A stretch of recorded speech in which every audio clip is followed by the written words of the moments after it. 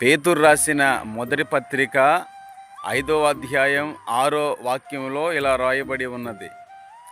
దేవుడు తగిన సమయమందు మిమ్ములను హెచ్చించును. ఆమేన్. ఒక సమయం ఉంది ప్రతి దానికి. ఆ సమయంలో దేవుడు హెచ్చిస్తాడు. ప్రతి వ్యక్తిని హెచ్చించి అనేక మందికి దీవెనకరంగా నీ జీవితాన్ని, నా జీవితాన్ని దేవుడు మార్చగలడు. అయితే మనం ఆశిస్తాం, ఈ సమయంలో నేను డెవలప్ అయితే, దీవించబడితే, ఆశీర్వదించబడితే బాగుంటుందని. మంచిదే, నీ ఆలోచన తప్పని నేను అంటల్లా, మంచిదే. కానీ దేవుడికంటూ ఒక సమయం ఉంది. మనం చేసే ప్రతి పనికి ఒక సమయం ఉంటుందని మనం ఆలోచిస్తాం కదండి. కాబట్టి అలాగనే దేవుడి బిడ్డలందరినీ దేవుడు దీవించడానికి ఒక సమయాన్ని పెట్టాడు. ఆ సమయం వచ్చింది. నిశ్చయంగా దేవుడు నిన్ను నన్ను హెచ్చించబోతున్నాడు. ఆమేన్.